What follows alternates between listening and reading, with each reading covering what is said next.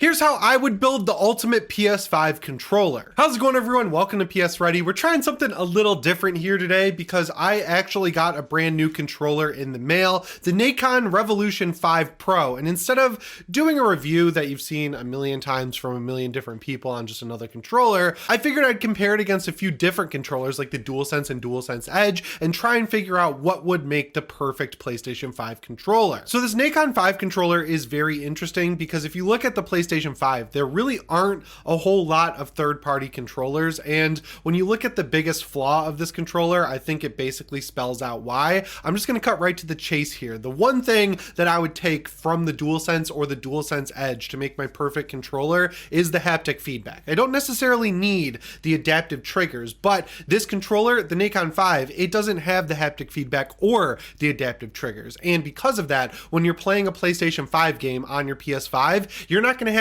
any vibration at all. And that was a little confusing to me at first, but then I thought about it a little more and I realized developers wouldn't have to think about putting in traditional rumble because there are basically no third-party controllers for the PlayStation 5. And the ones that we do have, like the scuff ones, they use the internals of a regular DualSense. So you still get to keep those features like haptic feedback and adaptive triggers. So by not including haptic feedback in this Nikon controller, you just get no vibration at all, which was definitely something to get used to. Honestly, it's here nor there for a lot of people, but for me, haptic feedback has been one thing that I actually really enjoyed this generation of gaming, and it's not something I would ever really give up at this point now that I've experienced it. I think over on my PC or my Xbox Series X, on my Nintendo Switch and my Steam Deck, I can live with the rumble that they have.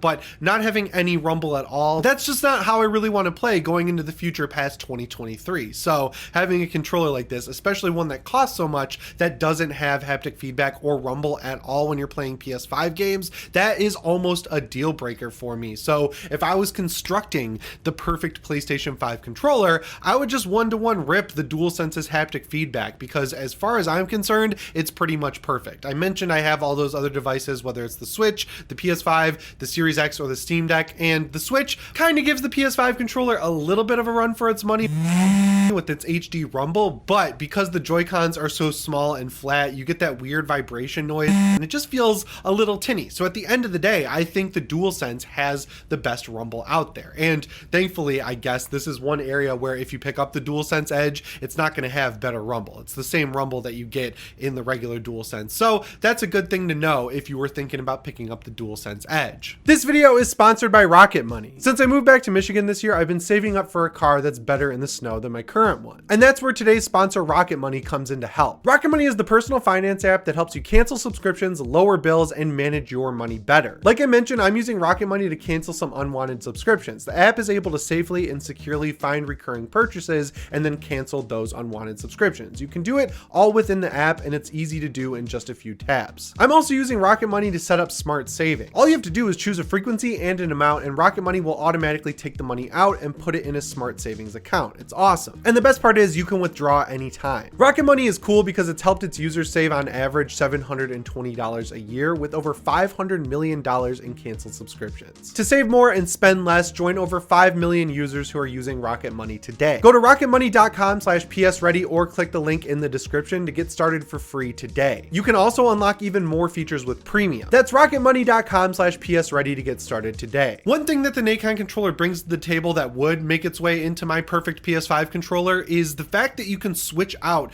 the weights of the controller. So I'm going to be honest, when you take it out of the box, it's so light in your hands that it almost feels a little cheap. It's kind of the same feeling I got when I picked up my Steam Deck OLED. I was like, wow, this thing is significantly lighter than the original Steam Deck. And even though it's made of like the same material, really, it's just plastic at the end of the day, the fact that it was lighter ultimately made it feel a little bit cheaper. And as someone whose main controller is the DualSense Edge, yeah, I felt like it was a little bit cheaper feeling when I took that Nikon controller out of the box, but then I opened the little plastic accessory case that comes along with it, and I immediately was like, whoa, this is a cool feature. So you get 3 different weights and you can combine them or mix and match them, I guess, and put them in the controller itself. You have little doors on the back of each handle of the controller, and I don't know why you would use different weights because I think it would be weird if you put the 16 gram weight on the right side and like a a 14 gram weight on the other, but I immediately put in the 16 gram weights on both sides, and that fixed all my problems with the controller feeling cheap. With the DualSense Edge, it already feels a lot more premium than the regular DualSense, and even with the weights, I think it feels more premium than this Nikon controller, because the Nikon controller doesn't use metal or anything. It uses like a soft touch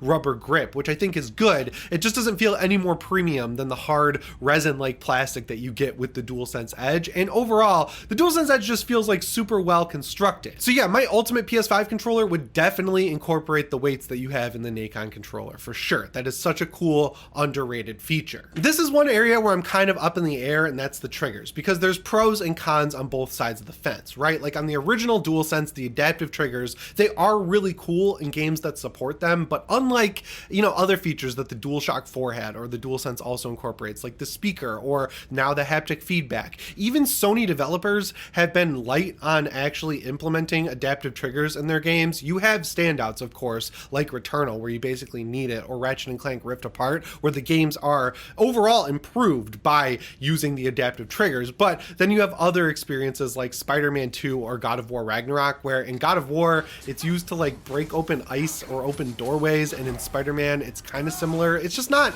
really anything that feels next gen. It feels more like a gimmick. So knowing that, and taking into consideration that these things break pretty frequently, there's a lot of people talking about how the motor inside the adaptive trigger breaks down over time. Thankfully, I haven't experienced that, but it's like a real first world problem solved for me, because I just have a lot of PlayStation 5 controllers. I got the white one that came with my original one. I have the Midnight Black one that I honestly use the most. I have the God of War Ragnarok one, which is sitting on the shelf behind me over there. I have the Spider-Man 2 one, and I have a couple of those Hex gaming controllers that are like rebuilt, repainted DualSenses, so they're not really all that different, but you know what I mean, right? Like I have a lot of PlayStation controllers, so they don't get a lot of abuse from me, because I'm constantly switching between them all as time goes on, just based on which one I want to use that day. But knowing that the adaptive triggers can break down, that is a pretty big knock against them. And when you look at this Nikon controller, it's kind of like the best option that you could get on the PlayStation 5 without having the adaptive triggers. Because just like with the haptic feedback, you don't get the adaptive triggers on this thing, but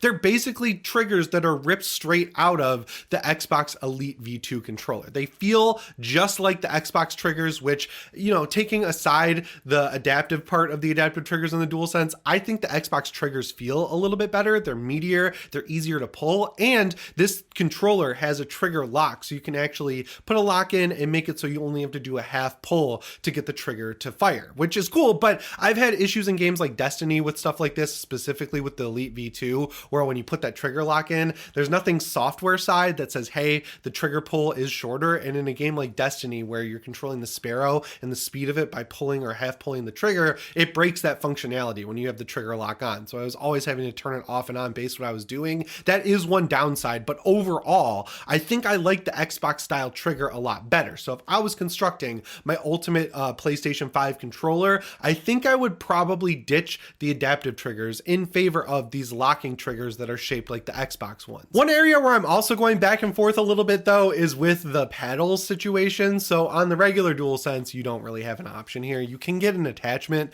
that you can put on the controller yourself that adds the back paddles from the DualShock 4 that people actually ended up liking towards the end of that generation. But if you want an official fix for that problem, I guess you're gonna have to buy the DualSense Edge. And the DualSense Edge, the paddles are great, they're removable, they work exactly how you would want them to, which I love, but I like how the Nikon Pro does it, because it's a lot more like a Steam Deck where they're just physical buttons that you click. They almost have like a mouse click type feel to them, and I honestly think I prefer that over what you have in the DualSense, but I think ultimately having removable paddles is more important to me than having them at all, right? Even though the paddles feel a little bit better in the Nikon controller, I like that they're removable on the DualSense because I personally never really use them.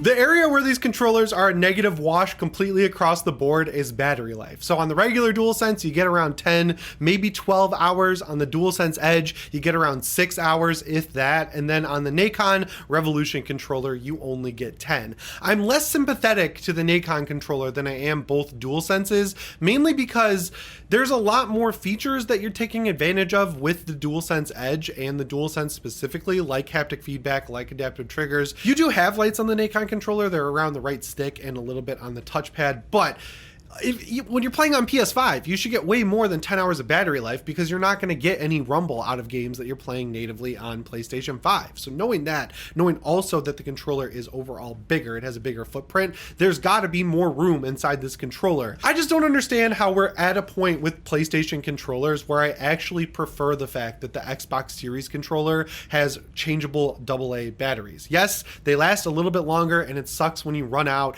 and then you realize you don't have any at your house and then you got to like plug it into a cord that's connected to your Xbox or your PC. I understand that sucks, but I have less issues with that controller overall battery life wise than I do with any of the PlayStation 5 controllers. So if I was building my ultimate controller, I don't know, I'd have like an extended mag that's just a battery, right? Like it would just be a huge bulge out the back of the middle of the controller just to guarantee that I get at least 20 hours of battery life. Like as time goes on, we get less and less battery life and no one ever really seems to care. But I care, and I don't like that even in pro controllers like the DualSense Edge and the Nikon Revolution controller, you don't get better battery life. You get the same, if not a little bit worse than the cheapest controller, the one that comes for free with your PlayStation 5, the regular DualSense. The one area where the Nikon wins 100% is with its detachable microphone. It comes automatically off. It's a little module that goes into the 3.5mm jack, and it's great to never use it because why would you want a microphone in your controller? If you're playing a game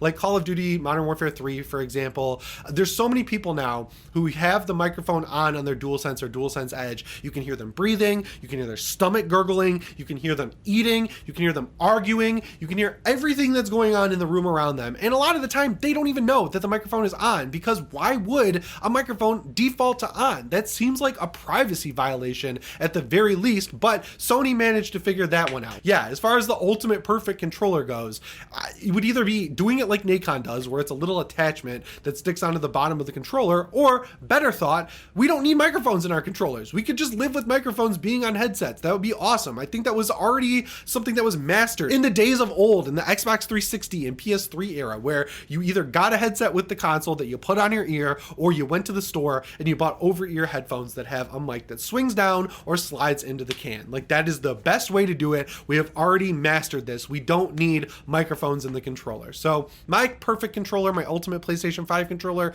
no microphone at all whatsoever. The next thing my ultimate controller would 100% have to have is the Hall effect sensing sticks from the Nikon controller, specifically the ones they use, because I've tried out a bunch of different devices with Hall effect sticks and they are not all made equally. The ones that they used in this controller are excellent. They're superb. They're flicky. They're nice. They're smooth. Having Hall effect, if you didn't know, it's like a magnetic sensor, so it'll never get stick drift, but it makes everything just a little bit flickier and I love it. Whereas the DualSense Edge does have a solution for stick drift, which is of course to have the removable modules. I like that it's there to begin with in the first place, whatever you want to say. I just think it's a solution because it's like if you get stick drift, you're probably going to be out of warranty by the time it happens. And while yes, it is cool that you can fix the problem by going to get a module for $20, it sucks that you got to pay more. Like for Sony's design flaw, they're like, here, we gave you an option to pay to fix our problem.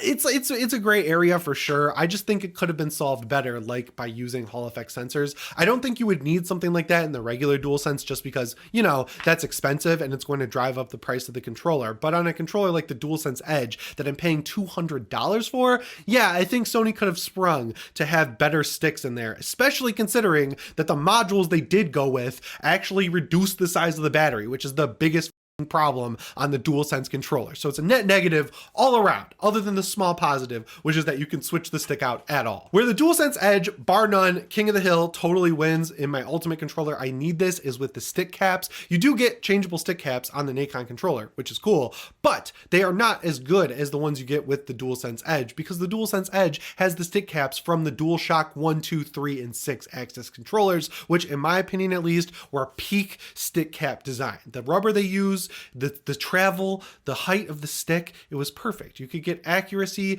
that you couldn't get from the triggers on the DualShock 3 because they were buttons, because Sony for some reason just was fine with that in the PS3 era. But you know, it was cool having those sticks. So I'm glad that the DualSense Edge came along with those stick caps. And while yes, it is cool that the Nikon controller does as well, they're just not as good as the ones you get on the DualSense Edge. There's just a couple more things to cover and I saved one of the most boring ones for the end. That's like software customization. On the DualSense Edge, it is legitimately cool cool. If you hit those function buttons, you can save button combos that'll switch the profile, and you can change everything from like the stick curve to like hotkeys and macros and things like that, which I think is great. You could do it all on the PlayStation 5 too. So you go into the menu, you set all of your different profiles, you rename them, and then you save them to combos like FN square, FN triangle, FN circle, FN X, and then you get your different profiles that way. You can do that on the Nikon controller, and it has switches on the back of it that allow you to switch the profile, but you have to use a PC app to do it, which really sucks, because if you're buying this for your PlayStation 5, you might not have a PC, and they are coming out with a mobile app down the line. But I think most people who are buying a Pro controller are not going to get the DualSense. They're going to get the Elite V2 or